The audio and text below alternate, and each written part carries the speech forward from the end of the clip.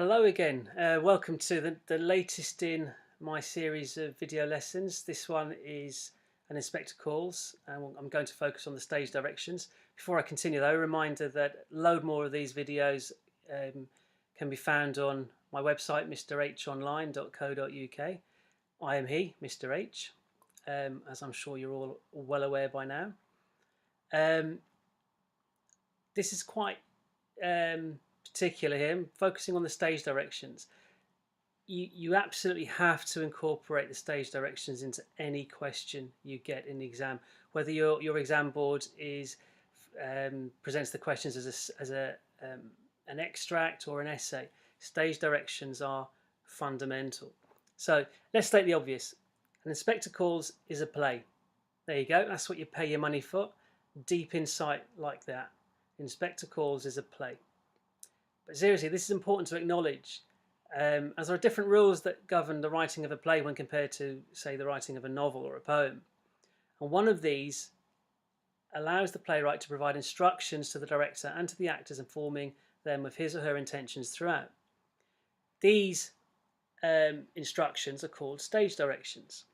All plays will contain some degree of these directions, some to a lesser degree than others. For example, in Macbeth, it's a play, but there are very little stage directions. But there's one important one in the opening scene. The setting for the opening scene is thunder and lightning, and that's important because that's relevant to the witches. Anyway, I digress. So very few stage directions in some plays, but Priestley goes the other way completely. He hasn't held back. He's provided very detailed and specific instructions. As students of the play, this is great news for us, because we can therefore understand far more clearly what motivation lies behind the setting, the character representation, or certain pieces of dialogue. And that will really help us get us a grade 7, 8, 9 in the exam. Okay, so what I'm going to do is I'm going to look at the key stage directions in the play. So the opening stage directions I'm going to start with. These are crucial. You simply must incorporate these into any question you choose to answer in the exam, especially when answering an essay-style question. It could be, how is a character presented? Well, in order to understand how the characters are presented, we need to go to the opening stage directions to see how Priestley intended this character to behave, or what impression that Priestley intended this character to give to the audience. Okay, so it is in the opening stage directions where we learn, for instance, that the Burlings are a wealthy family, that they live in a large house, and they are celebrating something. It is also where we can infer that there is a distance between Mr. and Mrs. Burling, or that a gender inequality is apparent. We learn that Sheila is perhaps a little childish, Eric is troubled, Mr. Burling loves the sound of his own voice, and Mrs. Burling is not exactly what you'd call a motherly figure. The inspector is a thorough professional who will not be intimidated, and his departure leaves the family shell-shocked. These are all interpretations and inferences from the stage directions, which I will go through now. Okay, so just the way I've structured it, the white type is the actual stage direction. The bit in black is my interpretation of the stage direction. And I've done this with the opening stage directions, as you can see here, and on the next few screens. So the actual stage direction, the dining room of a fairly large suburban house. Well, what does that tell us? Well, it points to their wealth. Belonging to a prosperous manufacturer. Well, that tells us that he's a successful capitalist, so we can link that to theme. So if you get a question on capitalism or Mr. Burling, here's your couple of your bits of evidence that you can point to reinforce your points. It is good solid furniture of the period. The general effect is substantial and heavily comfortable, but not cosy and homelike. So this implies a more materialistic outlook on life, maybe a shallowness, which we see very clearly manifest itself throughout the rest of the play. Now, the lighting should be pink. Now, lighting is another dramatic device that Priestley uses. So the lighting should be pink. Now, rather than skirt over this, I think it's important to settle on this for a moment. A couple of interpretations to why the lighting should be pink at the start. One interpretation could be that at this point in the play, the family, Sheila in particular, see the world very much through rose-tinted glasses, which means that they don't really see it as it is. Okay, it's an old expression, you see everything through rose-tinted glasses, so you kind of glorify how things are rather than, you refuse or are unable or unaware of any negatives surrounding something. It could also reflect that neither do we, the audience, see the family as they truly are. It could, that should be, not cold, also imply that as pink is a more feminine colour, this is going to be a play about women. So the lighting should be pink and intimate. Why intimate? Well, to reflect the celebratory feel of the evening, perhaps. They're celebrating the engagement of Sheila and Gerald. Until the inspector arrives, and then it should be brighter and harder. So what can we read into the change in lighting when the inspector turns up? Well, this whiter light could be present to allow us to now see the family more clearly, as they truly are, white as the colour of truth. It could also reflect a spotlight to accompany the interrogation the family are about to endure at the hands of the inspector, adding further to the drama and tension. So if you get a question on, drama and tension, you can incorporate this part of the stage direction. Okay, moving on. At rise of curtain, the four Burlings and Gerald are seated at the table, with Arthur Burling at one end, his wife at the other.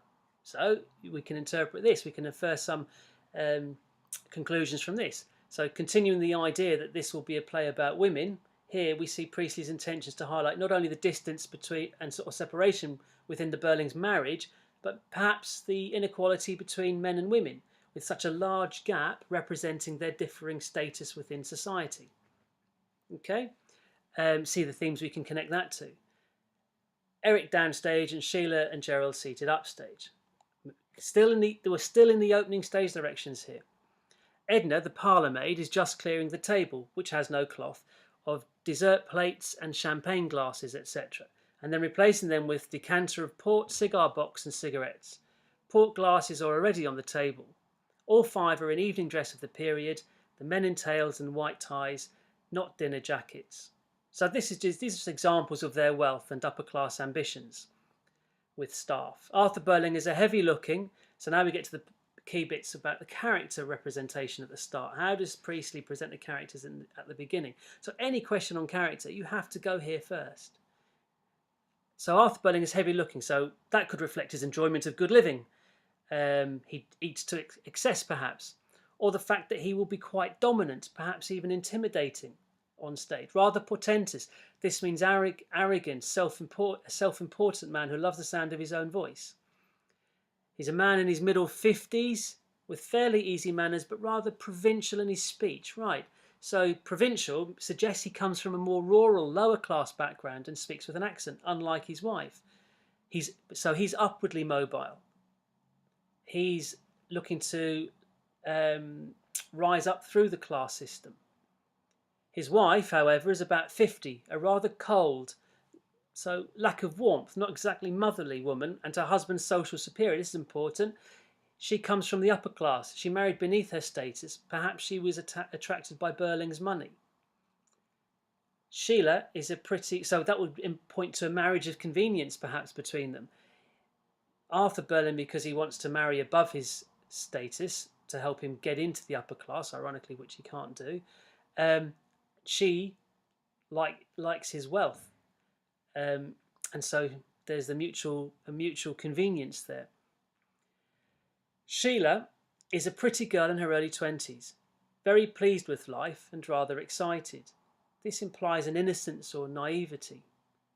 Gerald Croft is an attractive cap. I don't think so. He's an attractive chap, about 30, rather too manly to be a dandy, but very much the easy, well-bred young man about town. This implies his confidence, he's popular, well-known and educated. By contrast, Eric is in his early 20s, not quite at ease, half shy, half assertive. Great quotation to use, half shy, half assertive. He's the only one, remember, of the characters who have come into this evening with a troubled mind. Remember, the position, we don't realise it at the start, but after having read the play, we realise that not only has he got somebody pregnant, but he's stolen money off his father's business to help support her, and she's declined and says, and they've gone their separate ways, and he's got this brooding on his mind as the play starts.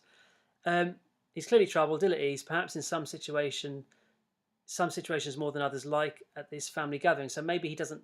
The other interpretation is he's not that close with his family, which is reinforced throughout, and as a consequence is uncomfortable, awkward.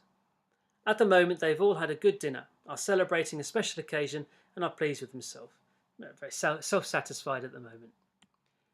Okay, so then the next important stage direction is announcing the arrival of the inspector, Inspector Gould. So again, in white is the actual stage direction. The inspector need not be a big man, but he creates at once an impression of massiveness, solidity, and purposefulness. So this rule of three makes it clear that the inspector will not be intimidated, quite the opposite. It is perhaps he who will dominate the stage. As him and Arthur Burling kind of go head to head, they lock horns. He's a man in his 50s, dressed in plain darkish suit of the period. He speaks carefully, weightily, and has a disconcerting habit of looking hard at the person he addresses before actually speaking. Points to his professionalism, but also to reinforce that dominance he might have. Could be quite intimidating as well.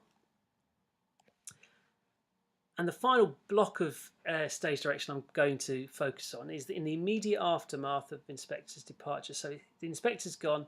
How are the family left? So he walks straight. He's just delivered his final speech. The millions and millions and millions of Eva Smiths and John Smith. He's just delivered that speech. He walks straight out, leaving them staring, subdued, and wondering.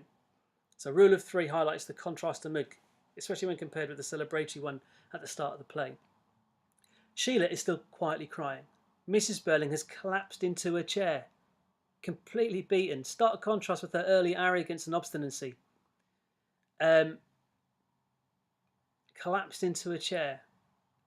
You know, and why? Because the realization has dawned on her that her son has fathered the unborn child, and it's her son who she says should take the blame.